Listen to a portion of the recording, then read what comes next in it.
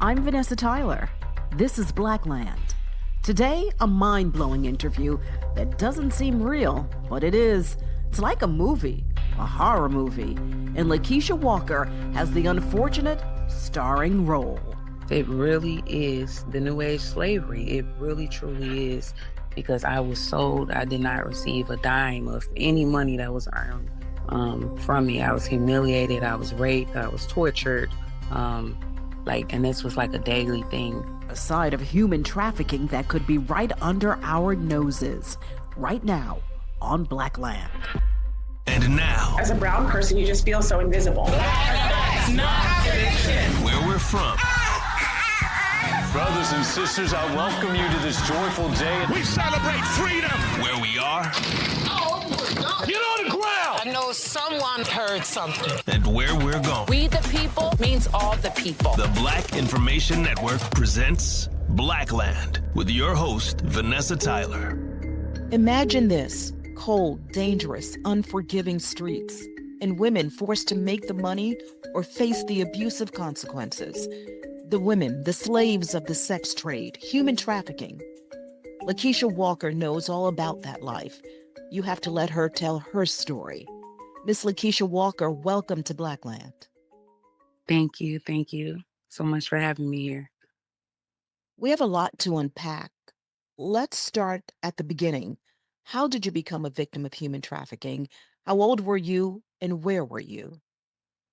Well, I was a statistic in that both of my parents were addicted to drugs. My mom threw me off a building at 2. And I ended up in the DCFS system where I continued to be molested. And by the time I was 12, I had already been raped by a local drug dealer. And at 16, I had my first abusive relationship. And at age 17, I was extremely angry. I hadn't received any love or support. And I stumbled upon a young man who said that he could give me all of those things. I didn't know that he was a trafficker. I thought that he was just a handsome young man walking down the street. And we exchanged phone numbers and we began talking on the phone regularly. So he kind of love bombed me and told me that I was everything. I was amazing.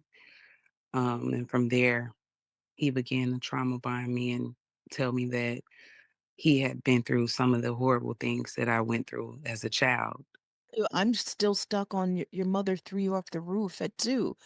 Would you Mhm. go back to that just a little bit? Yes, How many stories? I mean, yes. Um, well, my mother had tried a drug called PCP. For those who are not familiar with that substance, they use it to put elephants to sleep. And in doing so, she thought that she could fly, and she climbed to the top of the roof of a 3-story building with me in her arms, took her clothes off, and then she jumped. So it was pretty much like I came from birth. It was kind of like hell for me. and obviously you were injured at that time, and Yeah. so was she. Yes, her ankle was broken off literally. Like, she still has a rod in her leg to this day. And for me, I had a rod in my arm. Well, like a little rod in my arm. And they just said if I didn't have any issues as I grew, that I would be okay. And which I haven't had any more issues since then. It is interesting that you consider what we're talking about, just to bring back up to when you met this young man in the street. You call that human trafficking because when we think of human trafficking, we think of people brought to this country, girls, boys too. But you say human trafficking is more than that. It's really happening in plain sight.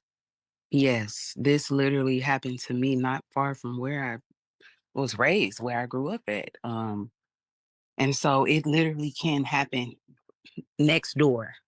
Um, this wasn't like a long path away from where I grew up. This was pretty much down the street from where I grew up. And when I ended up locked in a house for 6 years of my life, it wasn't that far. Wow. and you were literally locked in a house not too far from your own neighborhood. And I Yes. guess the warning is because the way you say it started out so nicely.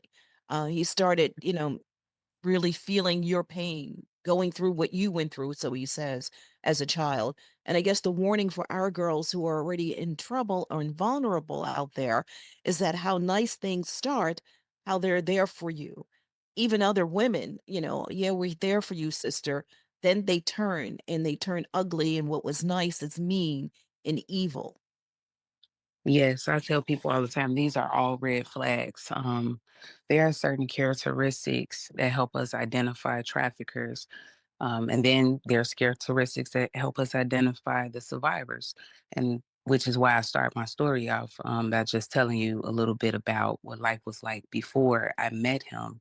Because people Mm, often ask me, what would make you just go with the trafficker in the first place? Like, what would make you receive a predator and not see these red flags? They usually go after the most vulnerable population. So when I say vulnerable, I mean the LGBTQ plus IA communities, um, homeless, immigrants, someone that's like poverty stricken. If you're lacking anything, love, whether that's money, just anyone that's in lack and anyone that they feel like people won't care about if they come up missing. mm. And then when did things turn? Things took a turn within about a month after I met him.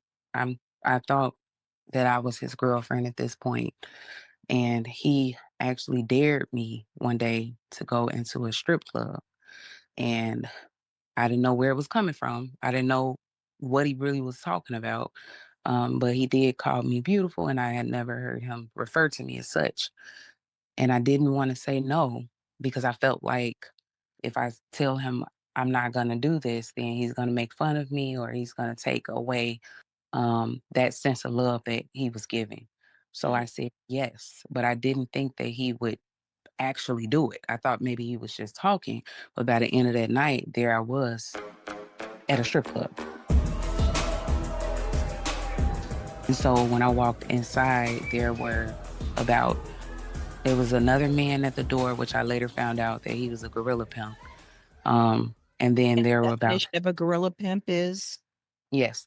So the difference between Romeo and gorilla. So the first guy was a Romeo pimp. I just didn't know it at that time. So a Romeo pimp pretends to be your boyfriend. He grooms you. A lot of girls on the streets these days call him their guy, their security. He makes you believe that he really loves you, and he's just less forceful. He's more so into coercion and manipulation. He will get forceful if he has to, but he mainly operates by play talk. And then there's the gorilla pimp. The gorilla pimp is more forceful and vicious. So there's no really use of manipulation as much. It's pretty much like, I'm holding you captive. You're gonna do what I say, or I'm gonna kill you. Mm. So you So were at a strip club that first time and yes, you encountered the gorilla pimp. yes. So the gorilla pimp is at the door, but I didn't know who he was. And he was kind of sizing me up and looking me over. And then there were about maybe 5 or 6 dancers, which are like strippers, and they already had clothes and everything prepared for me. So me being 17 years old, I'm looking like, what the heck is going on? Um, these girls, like were trying to convince me to go into the back. Oh, she can be a family with us. We love her. She's perfect. And I had a split second where I could have ran out that door. And I deeply believe the reason why I didn't is because I really didn't know what was going on. Like I knew something was like terribly wrong, obviously, but I didn't know that I was about to be sold. So I went in the back with these young ladies. They're getting me dressed up. The whole time they're getting me dressed up, I'm just telling them, like, I cannot do this. Like, I don't even have the self esteem for this. And they're telling me, yes, you can. We'll help. We'll pay for your first dance. We've all done this before. Mm. And overnight, within a 24-hour time frame, I'm an exotic dancer. And you And so, said something a few seconds ago, sold. And of yeah, course, we know that verbiage in the African American community because our ancestors were sold. So Mm, literally like a slave. yes, it really is the new age slavery. It really truly is because I was sold. I did not receive a dime of any money that was earned from me. I was humiliated. I was raped. I was tortured. Um, and this was like a daily thing. There were even times where I was not fed. I would have to urinate like in a bucket at times. They do so many different things to punish you. Um, I was like literally in a room chained up. But before I got there, I was this stripper dealing with this Romeo pimp.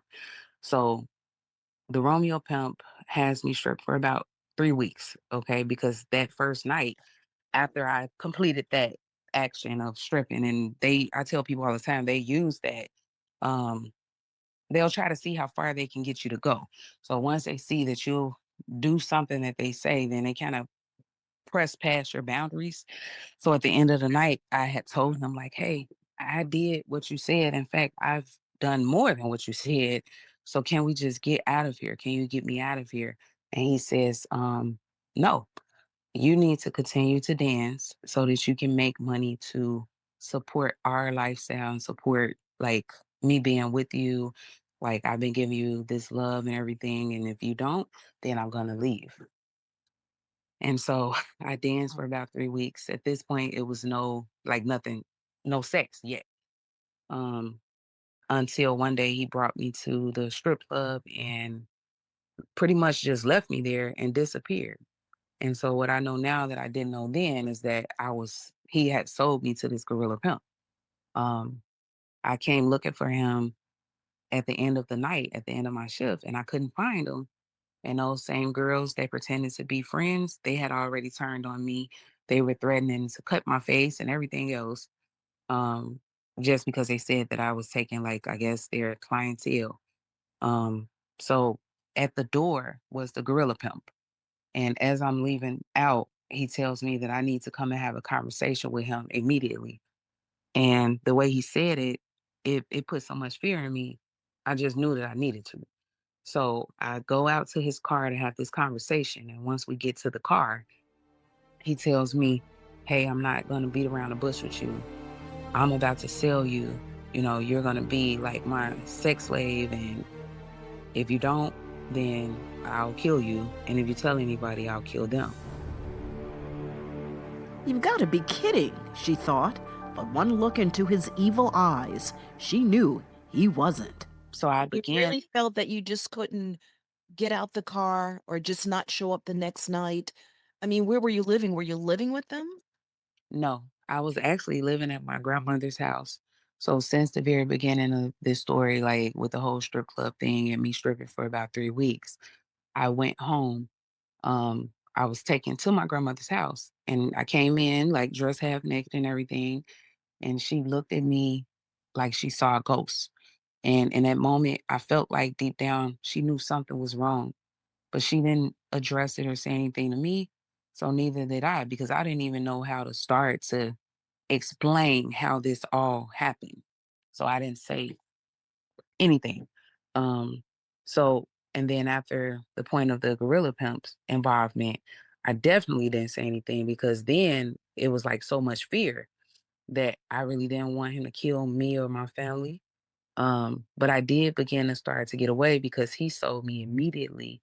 He began selling me to people at the club, like the owner was saying I was too young to be in there and there needed to be like money paid for me to be there. So the gorilla pimp like forced me to have sex with the owner in order for me to like be able to be in there. And then he was just selling me to people at the club. So I began to try to run away. But for me, because I was only 17, me running away was like just running down the street to a friend's house. And he would always capture me like on the streets. And this was at least like 5 times I had tried to run away before he ended up really getting me. So what made him end up really capturing me was one night I saw my friend. And at this point I had experienced like black eyes and everything. I just made up excuses. Why it happened. Like, oh, I ran into a wall. Like I fell downstairs, whatever I had to say. So I talked to my best friend and I said, "You remember when you asked me what happened when I had like that black eye?" And she says, "Yes." And I told her, "Well, I'm being sold and I really want to get away. I keep trying to run away and this guy keeps getting me back and I'm going to try to go like out of town or something tonight." And she says, "Okay." But then 2 hours later, the guy gets me off the street. So what I didn't know then that I feel like I know now is that I believe that my best friend was somehow manipulated by the Romeo pimp and was in communication with him because she had to tell him Oh. about me, yeah, about me trying to leave. There was no one who you can really trust. Yes. We are talking with LaKeisha Walker. She's been through it. The Black woman is a victim of human trafficking, and she is telling her story. So, you had nobody you can trust. How did you get away? This was over a course of 6 years. Um, so at this point, when he captured me off the street at gunpoint, he literally drove through the grass in his truck and put a gun to my head and made me get in his truck. He drove me to a big dusty house, which was probably about maybe 10 miles away from where I live, but that wasn't that far. And this is Um, the Chicago area. yes, it is. And he takes me to like a big dusty house. And when I go inside, there's a room and it was like a kitchen when you first walk in, and then there's just a little room. And he takes me in a room. There's like bolted locks going all the way down the door. I get in the room. I see chains, a bed, and a TV with a Chester is set like on top of a Chester drawer. But there was nothing else in the room. And I knew something really awful was about to happen. Like I didn't know what, but I felt like maybe he's about to kill me. But instead, that was the place that I was trafficked for 6 years. And so he like basically locked me up to these chains. He tells me that I need to watch these movies on repeat. And what these movies are, it basically, I guess, teaches you how to be more seductive in the world of sex trafficking. It's like And brainwashing in a way. yes, it is. Absolutely. So I said I wasn't going to watch the movies. So he says, well, there will be hell to pay and punishments for it when you disobey. So he left out the room and just locked everything up. And he didn't return until 2 days. So at this point, I was so hungry, so thirsty. I'm just thinking I'm going to die. And I agreed to watch the movies. So as I began watching the movies, he started to call people to this house to have sex with me. And that's when the hell started for me because the people would just come, one by one, just so many different people to have sex with me. And of course, at first I was like very traumatized. I was just crying hysterically. And he would come in the room and he would beat me, he would rape me. He even started to put like a date rape drug in a drink that he would make me drink. But I just knew it was something in it because after I drank this, it's like I became a different person. And so I never stopped trying to get away. Like every person he sent in to sleep with me, I refer to them as tricks, the people that buy you. Um, I would, beg them like, can you please help me? And some of them did try to help me. How did they try to help you? Did they call the police? I mean, They didn't call the police. And to this day, I don't know why nobody called the police because my story is so deep.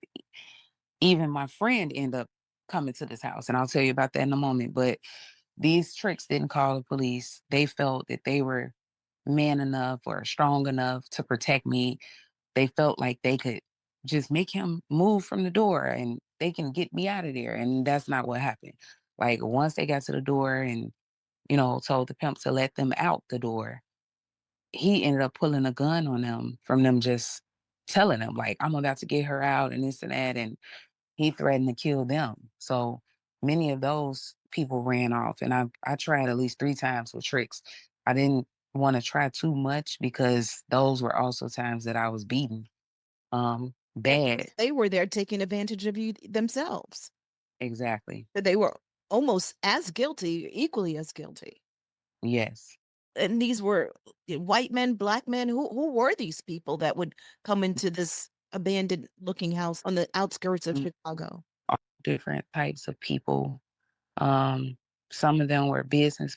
We had couples. I mean, there are people that know that this exists, and it's like a hidden enemy or a silent enemy because they don't want to do anything about it because they still look at it as fun. Like they don't consider what like people like me go through in the process because there were people, I mean, they seen me change, you know, he would bring people there to mock me and everything. And there were people that would laugh at me. There were people that got off from like violating me. I call it BDSM. And for those who don't know, let me educate you. BDSM is basically where people get off from like inflicting pain during sex. Mm. So these people They that had literally had a chain like around your ankle or no, there was a chain around my arm. But I would try to yank that chain and it was basically just connected to the bed. There was no windows in this room. Um, I would be trying to get away in every way I could. But I learned very quickly that it was really no point in doing so because he always would like come and hurt me. Even if he hurt me like trying to move it or do anything. so It this happened for 6 years. You didn't yes. have any daylight. I assume you had access to a shower in the bathroom. Um, No, not only when he wanted me to. And that's what I'm saying about like the whole peeing in the bucket and I barely ever. It was just like when he wanted me to. I pretty much live worse than your average pet. I treat my pet better than this man treated me. So, and you would think that people wouldn't want to go behind other people and just continue to sleep with me, but they did. you mentioned your mother was still alive. I'll ask you after this, how did you ultimately get away? But do you have any conversations with her to this day? Yes, I do. I'm so proud of my mom because she's off drugs now. Wow. And we finally built a relationship in 2014 when my grandmother passed away and my grandmother raised me. Um, and she supports me 1000% with what I'm doing because, like, you don't know this yet, but at the end of my story, I was forced to be silent because my grandmother, you know, had like a little mini family meeting with me and my mom. And she just thought it'd be better if I don't say anything because it was too traumatizing for them to hear the details. And then she felt that it was too embarrassing for me to share, like, with the world, pretty much. And as a result, I had tried to commit suicide 3 times. So my mom supports like my freedom. Like I couldn't speak for years. Um, I worked whole jobs where I didn't say a word, and people jokingly said, "It's something wrong with her." So it's just so important to get this awareness out, not just for the survivor, but also for the survivor who's out, and just how hard it is to get back to like a normal way of living after trafficking. How did you get away? Well, after, okay, so I'll sum it up as quickly as I can. I mean, I had a friend who ended up coming to this house and um the pimp being the narcissist that he was, he would bring people to mock me. So I guess he was dating her. And I heard her voice outside her room. Her name is Charmaine. Um, and as soon as he opened the door and let her come in, she began to cry. And basically, to make a long story short, she says, "I'm going to get you out of here." So she literally spent the night with us. Like he treated me like 20 times worse just because she was there with us. And she had called up some guys, I guess, at a party and arranged a party. And she says, "I've arranged something." And next thing I know, the pimp is coming in the room telling me that we're about to go to a party. And at this point, I hadn't been allowed to leave the house in 2 years. So I'm like, what's going on? But he did agree to take me to this party. So to make a long story short, he changed me now to him, forces me to carry a cup with his name on it. And that was just to embarrass me and humiliate me. Takes me and my friends to this party. 20 minutes into the party, there are about 8 guys that stand up with guns and they're pointing it on the pimp and tells him to let me go. Was this it? Her chance to get away from years of abuse? Would the gorilla pimp allow his cash cow to just walk? He says, I'll let her go. But then he puts a gun to my temple and says that we're going to play a game of Russian roulette. So he begins to literally click this gun and he's telling me that there's one bullet in it. So I was so scared that I just went back with him. And everybody was screaming like, no, you don't have to. Like, but I felt that I did. So I go back with him and now I skip to the end. So there are several things that happened like after that. But the end of the story, when I finally got away, is I was sitting there and I was suicidal. And I remember being between life and death, literally, where I was thinking either he's going to die or I'm going to die, but I cannot do this another second. And he entered the room, and this is at the 6-year mark. And he says, I trust you now. I'm about to throw you on a stroll downtown Chicago. And I said, okay, because at this point, I'm just really like, I really feel like if I hadn't got free, I don't know what I would have done because I just was like in a crazy place mentally. So he takes me out. He takes me downtown Chicago, like dressed me up, and I had on like lingerie and some 6-inch like clear heels. Puts me out of the car and tells me that I better make his money. If I don't, then he's gonna kill me. And so as soon as I seen him like turn the corner, I just ran as fast as I could. And I was like flagging down as many people as I could. And as I flagged these people down, I realized that I was right smack in the midst of a place that was known for prostitution. They call it the vagina of downtown Chicago. It turns into, I guess, where they sell prostitutes at night. So I'm running into different tricks. They don't want to help me. I end up running to a pimp. I didn't know that it was a pimp until he pulled out a huge butcher knife. And he tells me that he's going to get me for reckless eyeballing, which means I had learned from those brainwashing movies that reckless eyeballing means you can't look them in the eyes, or they can take you to make you become their slave, or they can take all your money if you made money, or they can kill you and your pimp. So it's really, this is like just one big game to them, like one big sick game. It's a horror movie. It is. So I'm running from him, and he has this huge butcher knife that he's chasing me with. And as I'm running, I'm screaming out as loud as I can, like, help, help. So then I run into another man in a car full of women, and he says, I'll help you, and called me out of my name. And I knew, like, oh, yeah, he must be like another one of them. And because I wouldn't go to him after I seen that he was another pimp, he pulls out a gun and starts shooting it. So all this is downtown Chicago, where they think it's so wonderful. So I'm running. And as I'm running this time, because I'm running so fast, my foot gets cut from my shoe. Like my heel broke off. So now I have blood coming down my foot. So I'm running well, barely running. And then I run into another man, and it was a white man in a black SUV. So I'm thinking like, oh, he's probably going to help me. So he tells me to hop in. I tell him, like, drive as fast as you can. I have so many people after me trying to kill me. I've been trapped for 6 years. And he tells me, go to the corner, meet me in 3 minutes. I knew something was off, but I still went to the corner because I felt like this is the only chance I have. And once I got to that corner, the next thing I know, I'm hearing sirens from everywhere. So I didn't know this then, but I know now that he was an undercover cop and he was trying to help me, but I didn't know that because I wasn't familiar with like any of this. So I'm just thinking like they're about to arrest me. So I started hiding and ducking and dodging, like, in little alleys and everything because they were after me. And then I went back to my roots, and I had grew up in like church and stuff with my grandmother. So didn't really have strength to pray too much, but I just said like, Lord, cover me. So I seen this guy with a huge God tattoo that said God. It was like so big I could see it from, across the way. And so I went to him. He was out there with like other guys, and they were just like drinking and listening to music.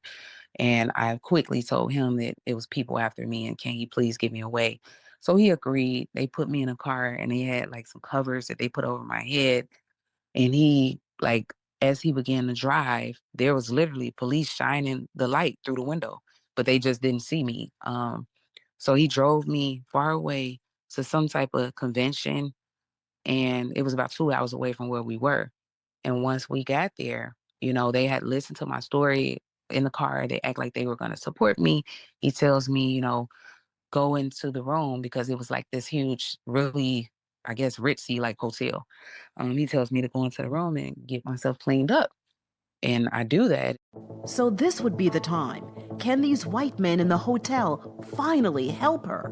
Once I come out of the bathroom, they're standing there just looking at me like they're about to hurt me. So I knew something was up. So I begged the guy, like, hey, if I let you have me, can you make them leave me alone? And also I need to make one phone call. And he agreed. So I literally had to have sex one last time before I could even get free. And it was horrible because I thought that this person was really trying to help me. But so after I had sex with him, he allowed me to make one phone call, and I chose to call my childhood pastor. I don't know why I trusted. I just trusted my pastor. I didn't trust, anybody else. Um, so I called her at 4 o'clock in the morning, and she actually answered. And I was just screaming and crying in the phone. And she's like, wait a minute, calm down. So he snatches the phone out of my hand. And now he's asking her for ransom in exchange for my life. And he really wasn't trying to like bring me to her or let her come get me. And they basically were almost like in a debate, like back and forth. And I guess he feared her calling the police or bringing the police. So he ended up bringing me to the church. At this point, it's about 8 o'clock in the morning. And I literally fell on the steps.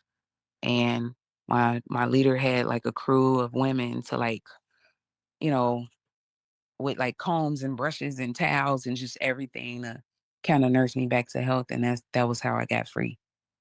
Wow. You go through a lot emotionally to tell this story. I mean, I can just feel what you've gone through. It's like the constant up and down, up and down.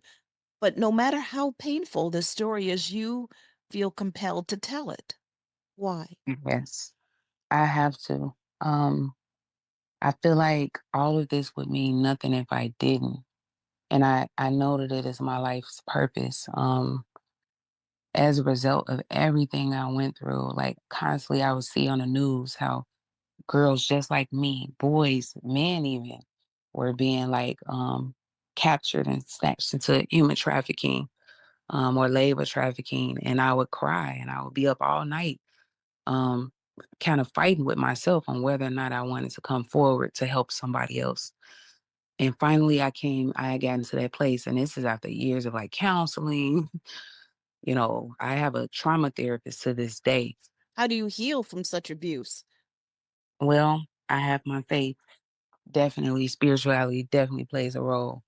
And also just support from like, therapists and my mom, my leader. It's very, very helpful. And I reached back and I started a nonprofit organization to help survivors with wraparound services and also with the aftermath of what happens.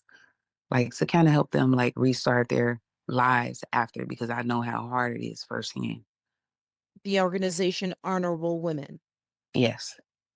What should we look for if we see a young girl or a young man? How do we know if they're in trouble, if they're a victim of trafficking? And more importantly, what should we do? I know there's a danger of just approaching somebody and saying, are you okay? Or how do we know and what should we do? Okay, well, first things first, um, I want everyone listening to go on Amazon and purchase my book, Brilliant Minds, Human Sex Trafficking Workbook. It was a workbook that I created to help to be able to tell like things like this. So the first thing is that we must learn these characteristics. It's super important. These traffickers are not um, walking around in church suits or however they show them on TV. Like they can look like you and I, they can look like anyone, but all of them have these characteristics. So I tell people that they're narcissistic and that they use a lot of coercion and manipulation, mind control. Um, Also, a lot of abuse, but they start off by using like that manipulation and mind control. And then as far as the survivors, things to look for um, even before the person is even lured. So we can say some things to look for in a teenager even would be if there's any loopholes. You know, I'm all through Chicago teaching these like doing seminars to help people identify like the signs and everything. And one of the things that I've heard a parent say is, well, I'm a good parent. You know, my child doesn't feel a lack of love. And I asked her, well, do you work a lot? And she says, yes, I work a lot. I'm barely ever home. Well, then your child can absolutely be victimized because if there's a loophole where a child feels a lack of love or understanding or validation, any of these different things, then they can be a target. Predators know who to target: the powerless. Human trafficking, with an estimated 27 million victims worldwide. Some of the victims work for nothing in legitimate businesses too, not just the sex trade, but as free, forced human labor. Stats from the State Department show victims working in agriculture, janitorial services, construction, restaurants, factories, massage parlors, salons, fairs, and carnivals. For LaKeisha, it was the oldest profession: prostitution. If we see an adult or some young girl or whatever, or a young boy with an adult male, how do we know they're being trafficked? I mean, is there a sign that we can see with the victim that can Yeah. say, crying out for help, that they're in trouble? Well, I talk about this a little more in my book, but one of the signs is timid. Like I told you, I could not speak, and Mhm. people didn't know why I didn't say much. So they would either be timid or extremely bold, and they may be like very angry. So let's say that you offer to help, and it's like, get away from me, you know. um, that's something to look into because the reason why they could possibly be angry and defensive is because they have a trafficker that's nearby and they don't want to get killed or they don't want to get you killed as a result. So it could be very dangerous to try to help a human trafficking survivor, but you can help them. Um, the first thing that you need to do is never be alone with them because, as I told you, it can be very dangerous. These traffickers do not care about taking your life or the survivor's life. So if you suspect it at all, you need to call the local police and then call the human trafficking hotline. And the reason why I tell people to do this in this order is because the local police can get to you faster than the human trafficking hotline is like a national system. So they can get to you and they can send folks out. But I always tell people contact both. And then you want to contact an organization like ours or another one that specialize in human trafficking survivors because that person is going to need a lot of support and a lot of help, a lot of resources.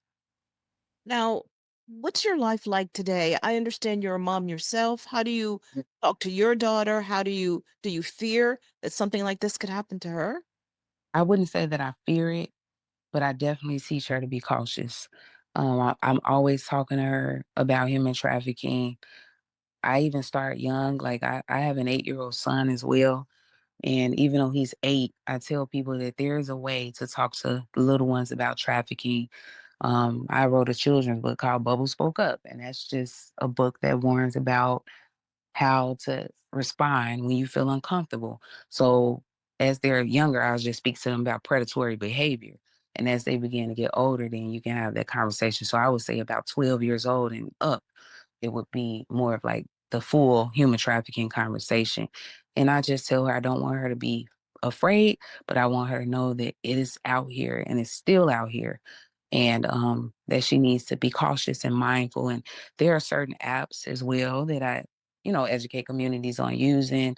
Like one of them is the Noonlight app that I highly recommend.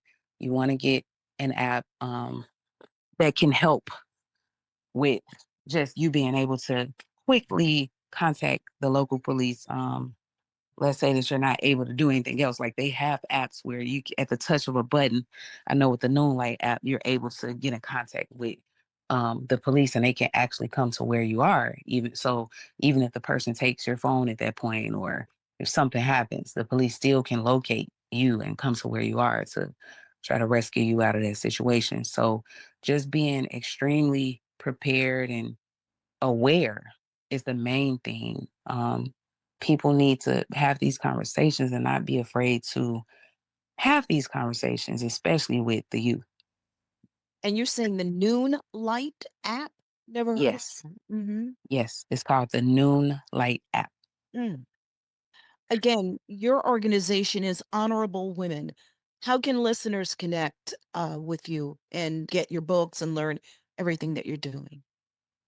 My books or any of my writing materials on Amazon. So if you look up LaKeisha Walker on Amazon, everything that I've written pops up. And then also on Instagram, Facebook, you can look me up as Honorable Women Inc. So it's Honorable Women Inc. on Instagram, Honorable Women Inc. on Facebook. And then I also have TikTok, a TikTok platform where I continue to spread awareness. And that name is LaKeisha Walker 777. LaKeisha Walker, thank you for your story. Thank you for your courage. Thank you for your commitment to save as many as you can from being victims of human trafficking. Thank you so much. I appreciate you for opening up your platform and allowing me to speak. It means the world to me.